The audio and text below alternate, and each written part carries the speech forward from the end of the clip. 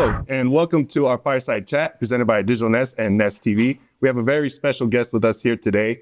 Our theme of the evening is Creative to CEO, talking about all about the beginning entry-level skills, developing those to become a leader and a CEO within our community. So our special guest today is an experienced leader who has created multi-level marketing strategies for many businesses and nonprofit organizations. Her passion for the community has led her to sit on multiple boards and committees on the Central Coast.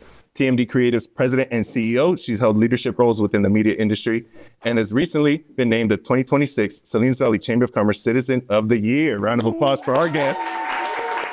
Yes. Please welcome Monica Tovar. It's great to have you. Thank you for being here. No, thank you. What an amazing team. No, thank you so much for having me. This is really exciting, and I'm really blessed to be asked to be doing something like this. So thank you guys for all being here and being so supportive. So thank you. Yes, thank you for being here again. I know you have a busy schedule, but we want to jump right into it. So let's ask the hard-hitting questions. Mm-hmm. What is your go-to karaoke song? You guys don't realize how hard that is for me. Yeah, I have to give you some background. I grew up with a musical household. So mariachi, cumbias, reggae, Motown, that's what I grew up with. So for you to ask me one song, it seems like an impossible question. And then I got into radio, so my playlist got really crazy. Yeah. So country came in, rock en español, you name it. So it's very hard. It's a very complicated playlist, but in a beautiful way, I have to say, very cultural. But I've had to choose one. And if you know my reason, it's Three Little Birds from Bob Marley. Oh, great song. Yeah. Great song. I hope it's relatable. Yeah. I wish you were here for a karaoke night. We just Oh, gosh. Oh, man. Be careful what you ask for. Well, let's jump into a little bit about your background. We really want to know about your upbringing and the journey that got you into the media industry. So can you tell us a little bit about just your growing up in the area? Okay, let me summarize like 20 years of my life real fast, like in 5 minutes, right? I was born in Oakland. I was raised here in SaliNEST, but the fact that my dad was a musician, I gave you a little taste of that. Yeah. He was a full-time musician and running multiple mariachis in the Bay Area. And so that's where we lived for 3 years of our lives until we were my mother said, my sister was born and said, we're moving back to SaliNEST, which is wonderful because I am a small town girl and I really love this community. But it was really important that we grew up in a smaller community for my mom to raise us. Again, we actually moved multiple times. Normally, I think it's for people to be going maybe to 2 elementary schools throughout their elementary years. I went to 5, not normal, but that was my mother. Mom, I know you're watching. But I used to call her my little nomad because every time she saw an opportunity to move to a better apartment or a nicer area, a bigger house, she saw that because it's going to be better for her children. So it was really important for us to kind of be moving whenever we had an opportunity. But I don't think she realized how hard that was for a 7-year-old, an 8-year-old, every single year having to move. And I know she didn't do it on purpose. It was for the best of us, right? But at the end of the day, what I learned was to be comfortable being uncomfortable. Notes, if you're taking notes. Take notes. That was something that she taught really hard and really fast. But again, those are little nuggets that you learn later on in life. But something else that she taught me without realizing was the fact that every time I went to a new school, guess what? I didn't have friends. And so I learned how to network and communicate at 7 years old. So guess what? I communicated. I was very observant and very shy. And I know a lot of people, it's really hard for them to believe that. But I was very shy. And for me to go into a new school and check out the playground, I was scoping it out. Who was more likely to be my friend? I would approach them and say, hi, my name's Monica, and I'm new to the school. Do you want to be my friend? And it was, yeah, sure. And then somebody else heard that I was new in the school. Oh, do you like to do the tetherball? I was like, yeah, I'm really competitive. I love it. So I learned early on how to network. I identified who I was, and I shared what I was looking for, a friend. And so, in other words, a goal. And that's what I was doing every single year. Now, that was something that was really hard for me, but till this day, I still network, communicate what I want from anybody. But that's a skill that, again, she was not trying to provide me, but it was something that she was blessing me with. So that was something that I learned early on. Another thing that I've actually always looked back on is the fact that from the ages of 13 to 17, I had the opportunity to work at law firms. Now, that's something that's not normal, just even back now, even today. Can't say there's a bunch of 13 to 17-year-olds working at law firms. To have a young Latina in the long time ago, 13 to 17 years old, to be working at a law firm was really unheard of. And that was, again, because my mother was in the restaurant world for a very long time, but then she saw an opportunity to be a courier and eventually office manager at a law firm next door, which was next door to the restaurant that she used to work at. And that is when she said, I'll actually reenact the conversation when I was 13 years old. And that was legal back then, okay, you guys? A law firm, when you could work at 13 with a work permit. She called me over the summer and she said, hey, baby, do you want to work over the summer for that quinceañera you want to be in? Because God knows we only had what we needed. We didn't have the extras, right? So I know you want all this stuff, the extra clothes and the hair things, and you want to be in a quinceañera in LA. Maybe there's an opportunity here for you to work at the law firm. And when I look back at it, no questions asked. Yes, I need the money. I want to be in the quince. I want the extra money. There's no thinking about it. We needed it. So I started working there, but I go back. I could have easily been intimidated. I said, no, mommy, you pay for my dress, and done, because it's scary to work at a law firm. I think even now, looking at opportunities and realizing, wow, I could have easily said no, and I would have changed the entire trajectory of my life. I changed my life because I was working in a professional atmosphere since I was 13 years old. Not many people can say that, again, even today. And so when that happened, I also saw an amazing attorney that worked there. I was actually one of these law firms not far from here on South Street. And it was a pretty large law firm back in the day. And one of them was eventually started working for the California Rural Legal Assistance. His name is Luis Jaramillo. And if you're out there and you watch this, love you, my first mentor ever. But he was the one that kind of sat me down and made me realize what an opportunity and the position I was in to have access to this law firm. Because he realized that it was something that was very major. And of course, being 13, you don't realize that until they bring it to your attention. But the things that he kept on reiterating were ask questions, learn from the people around you. Don't be intimidated by all of these other people that are around you. They're all willing to help you if you ask. And so I took that with me forever, anywhere I went. And this particular law firm heard about these girls who scanned documents during the summer. They called us up, and guess what? I got another law firm to call us. After school, are you busy? I was working with two law firms throughout 13 and 17 years old. And again, that is not something that is very normal. And I'm very, very fortunate to be able to say that I had that. And that's just the legal side, but I can stop now from there. It sounds like you were quite the go-getter since 7, I think you had.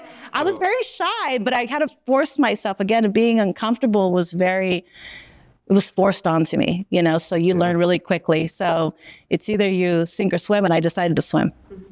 That's great. Yeah, that's great. You. So going back and looking over some of your background, we saw you have quite a bit of media background. How did you really get pulled into the radio industry? And then what was your transition? What called you into becoming, the CEO of your own company? That's funny. My husband's here because it's really a funny story. I thought I was going to be an architect. So I love the design thing. So I was really in technology and computers when it was first coming out, you guys. This is a time when there was one computer in the entire office, and I was the one that knew how to work it. We ended up going to school for computer-aided drafting. We have an associate's degree, both of us, for computer-aided drafting. But when we moved back to SaliNEST, yes, I did move again. I moved throughout my entire life. And when I came back to SaliNEST, we realized that we were kind of really ahead of the curve. And SaliNEST Valley was not ready for computer-aided drafting. It was all manual, and they were not hiring skilled people like ourselves. So my fiance at the time, husband now, he was interviewing with a temp agency. And when they called him for this position at the Spanish radio station, they called William, my husband, first to say, hey, are you interested they need somebody with computer skills who's bilingual. He goes, oh, thank you, but I'm already working. And I believe he said, but my wife or my fiance has the same skills. That's right. Send her. I was like, and he goes, hey, you want to work at a radio station? I said, sure. And again, music has always been a part of my life. So I was like all about it. Eventually, I don't know how radio was going to be in my part of my life, but it was definitely going to be there forever. And sure enough, I showed up, and I'm not going to lie to you. I said I was bilingual, and I technically wasn't. I understood Spanish, but I didn't speak it as much because it was a time where it was just a little different when we grew up, that we really were pushed to speak English a lot. We understood it, but then we would speak back in English. And so I just said, yeah, I'm bilingual. Not a problem. I can fix that. But then what they really wanted were the computer skills. And this is walking into a world where technology and media was really changing, and I was at the cusp of it with that skill. And that's where I think a lot of opportunities happened, because I brought back what that attorney had taught me. It's like, you go in, learn as much as you can from everybody, and then you're also going to be utilized I'm being used as a resource, not only because of the skills that I learned, but also how I was implementing them in the office. So radio, I accidentally fell into it. And I have to say, it's my husband's fault. And then I just lasted, 20 years in it. I got into radio and television. So that was a big transition there. And how you mentioned about going into CEO, that was not something that just happens. It's definitely, with time, you're looking at an opportunity where I just wanted to be learning what everybody else was doing. I was not looking for any kind of title. The titles kind of followed me a little bit, where I was really trying to observe as much as possible and utilize that skill. I wanted to learn what I could from any industry that I could.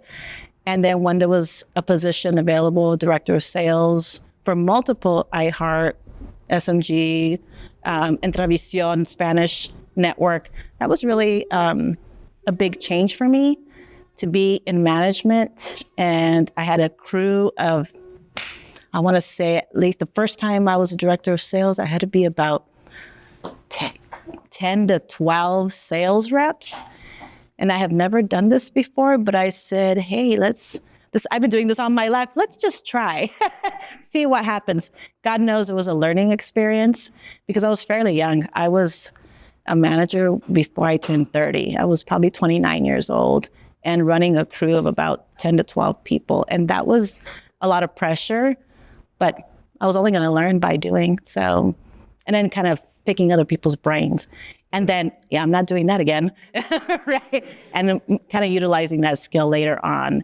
And so after my 25 years, there was an opportunity where the previous owner of TMD had mentioned multiple times, hey, come work for me. Hey, you should be a partner. Hey, you should, later on says, you know what?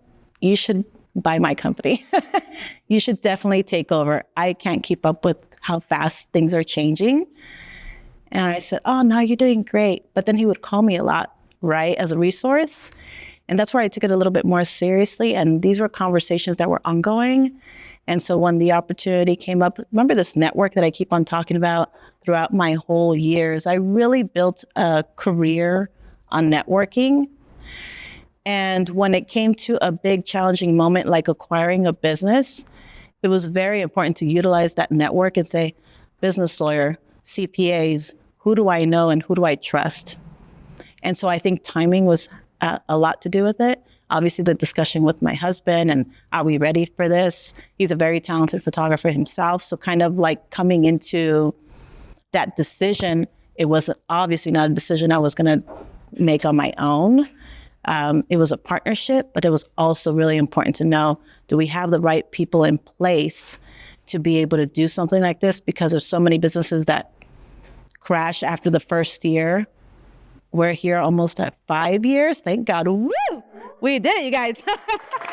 And that's We're about like 5 years in. I was like, there's definitely some ups and downs and learning. You know, again, I am one to like put myself up for a challenge. And that was probably one of the biggest challenges in my life. But it's something that we have to do because I feel so much stronger every time we're challenged in a different way because we have to constantly be learning.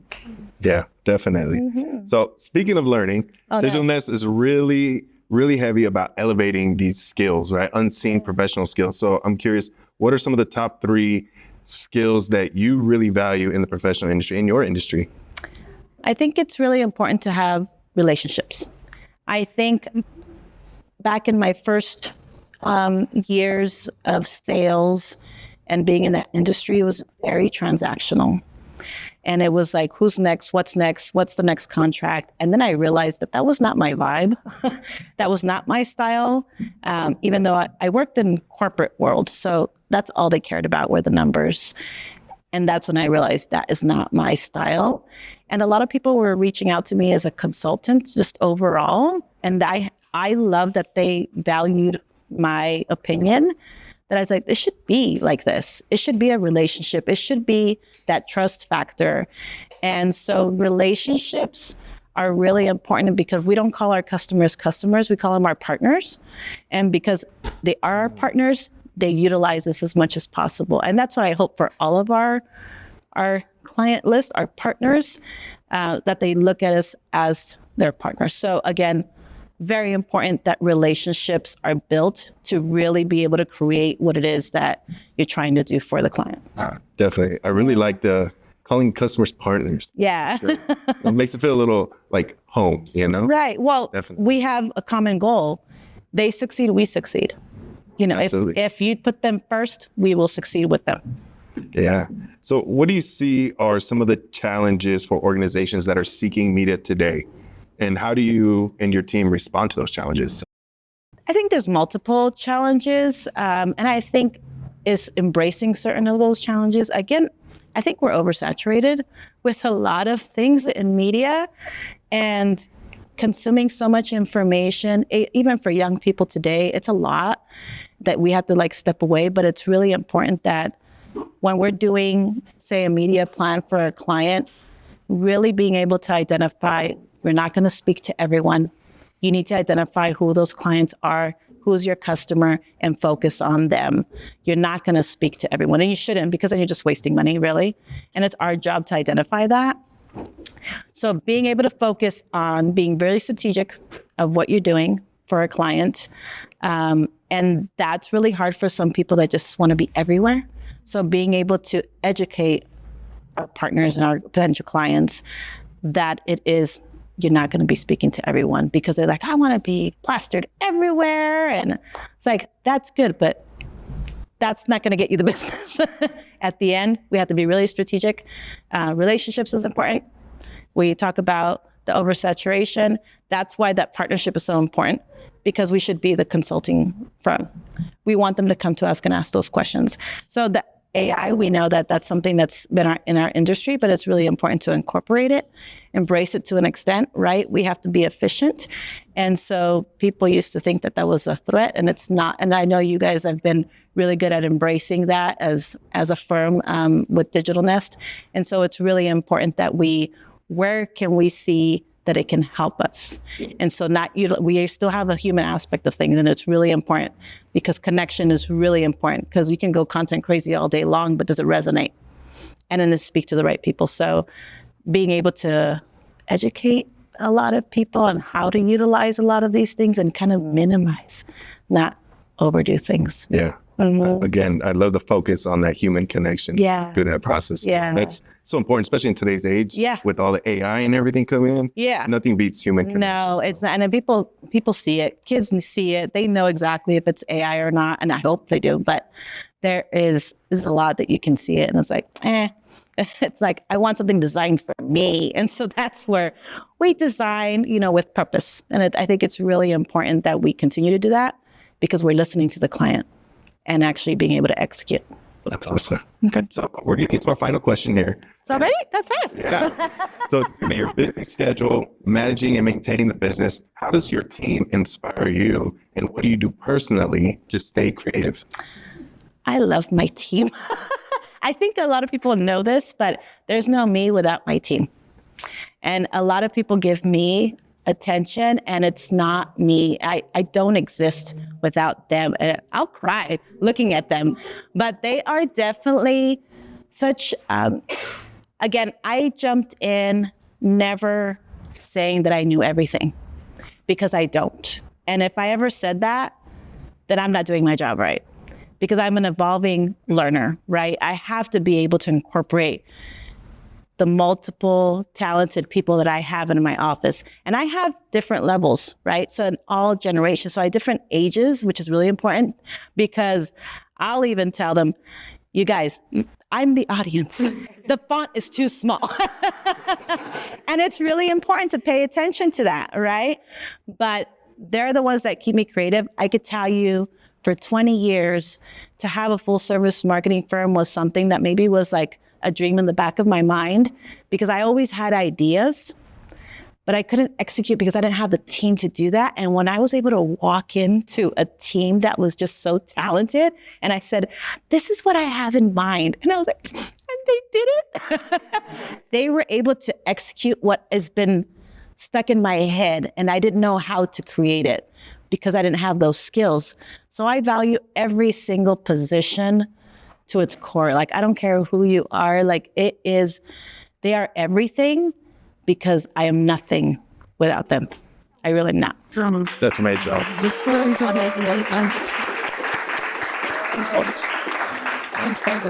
Thank you, Monica, for joining our show. It's not over yet, so we'll be right back. We got a quick commercial break after these messages.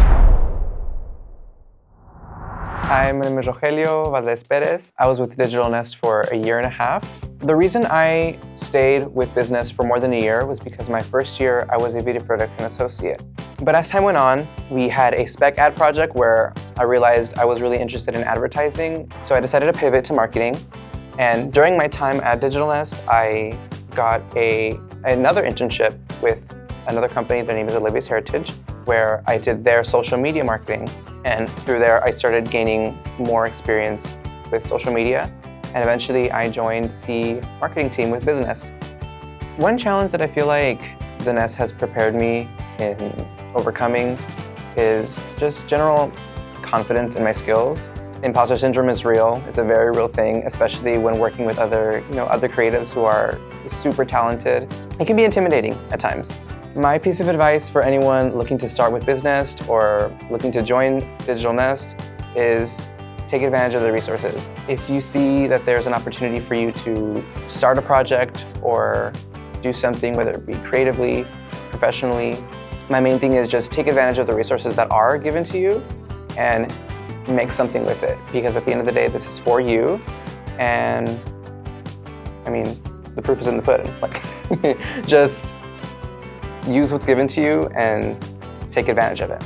I'm really gonna miss my time here, and I'm gonna miss the people that I met, the friends that I made. And yeah, I'm just really grateful for the time that I've spent here. And see you next time.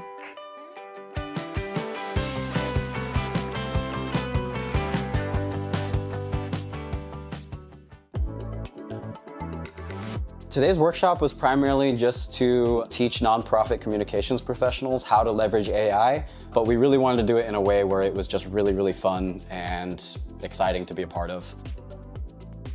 AI is rapidly becoming one of the newest, most emerging technologies out there in the workforce. It's definitely going to be affecting how people go about their job, how they implement it in their workflow. So I feel that educating my community is an important part of the process to empowering them to be able to not only know what AI is, but how to use it effectively. Really, the importance of it is that it's going to hopefully create a ripple effect so that when they bring that knowledge that they learned today back to their organizations, that knowledge is going to spread all over Santa Cruz County, and then we will have effectively taught basically everyone in that industry in Santa Cruz County how to use AI effectively.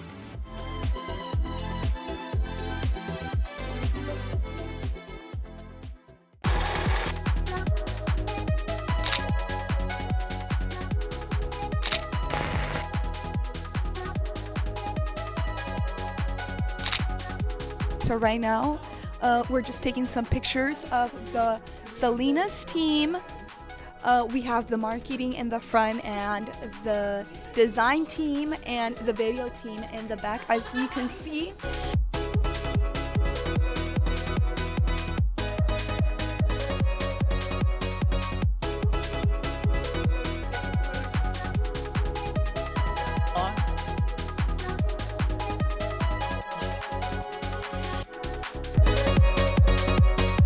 All right, that is it for our behind the scenes video. Hope you enjoyed it and see you on the next one.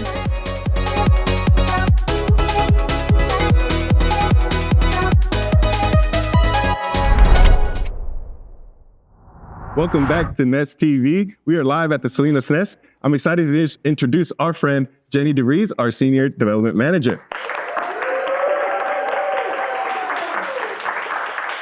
So Jenny helps keep our eye on the ball in terms of programs benefiting our associates, our members, and our staff. With 5 years experience in fundraising, Jenny is passionate about serving her community and providing people with tools they need to succeed. So we're gonna jump right into it, Jenny. All right, your team is down 1.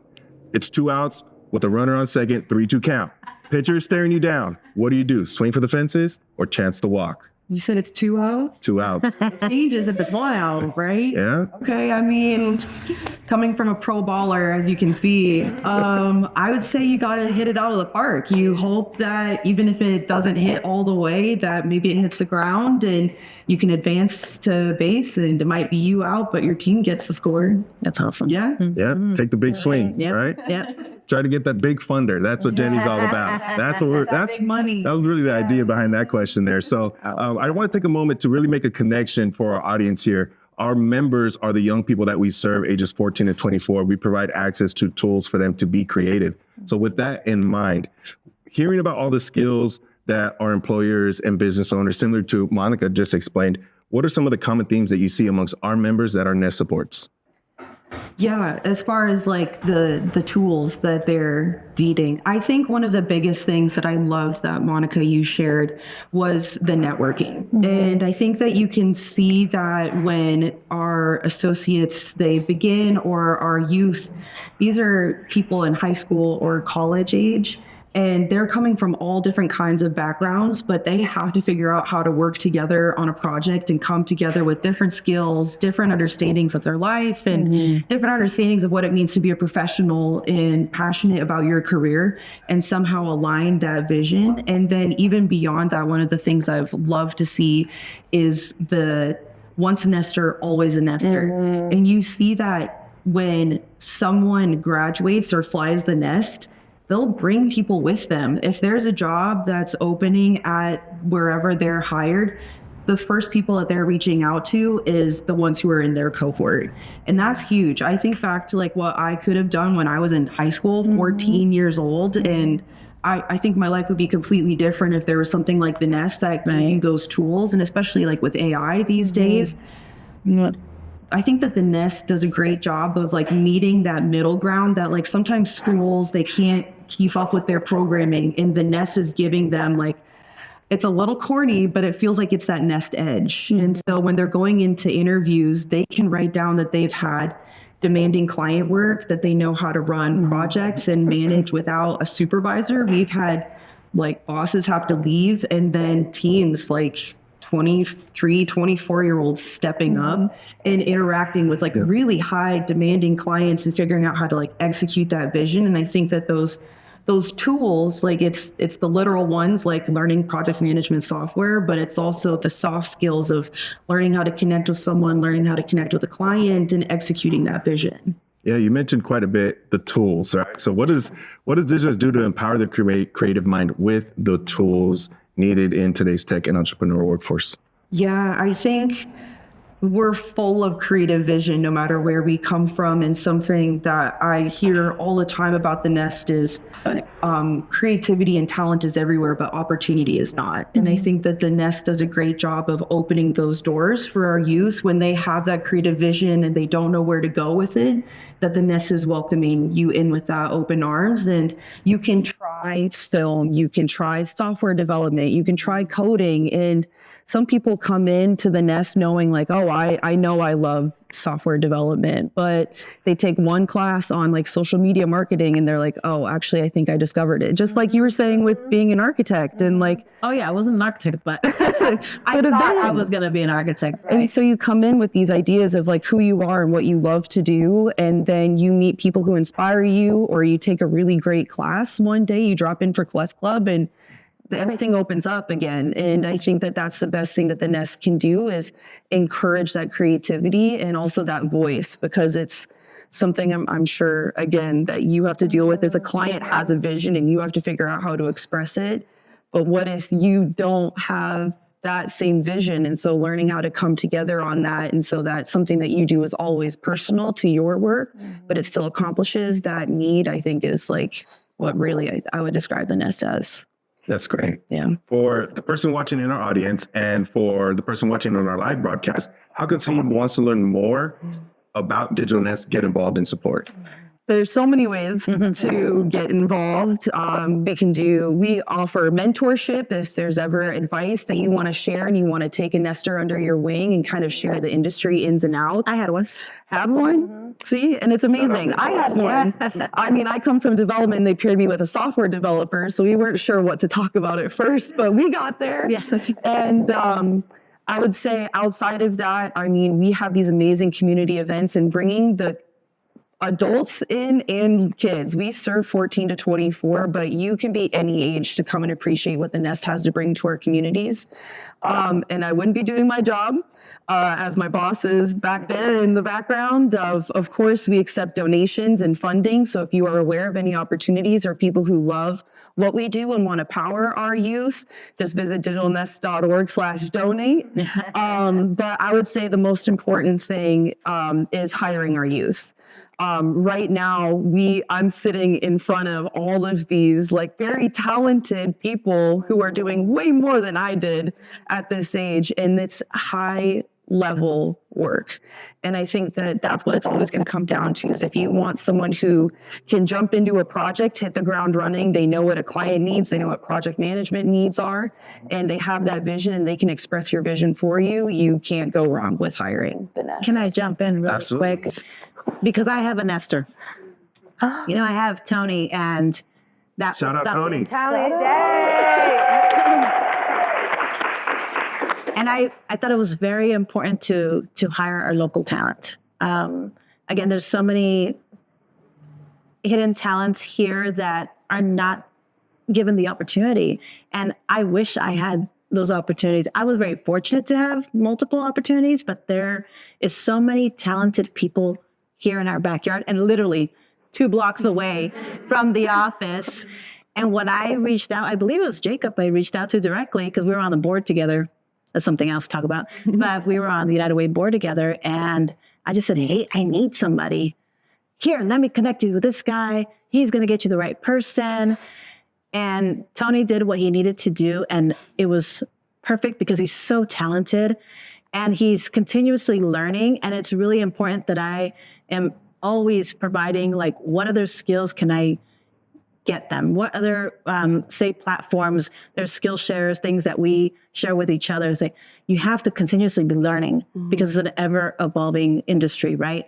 And for him to already come in at that point where he was just so talented, I very much encourage businesses to hire local talent. And if you're going to hire local talent, that might be the place to start when it comes to Digital Nest, just because they are already working with front-facing clients and having to do those last-minute projects, asking the questions that are needed to be asked to be able to execute the campaigns or whatever it is that the client's needing. So again, they have a little edge than any other candidate, but everybody's needs are different, but it's really important. Why not start here?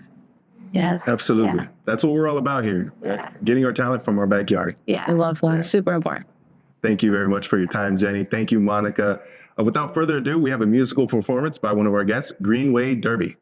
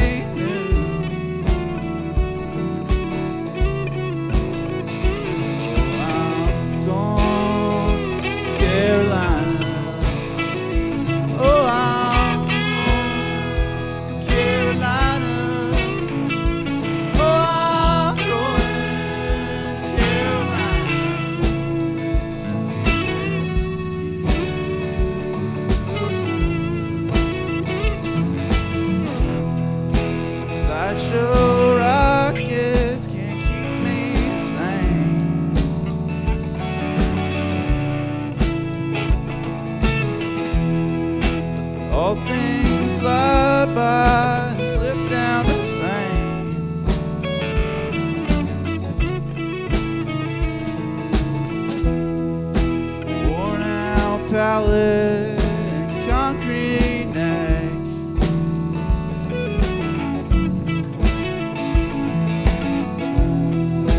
Through it all, I still love you the best. Oh, I'm going to Carolina. Oh, I'm going to Carolina.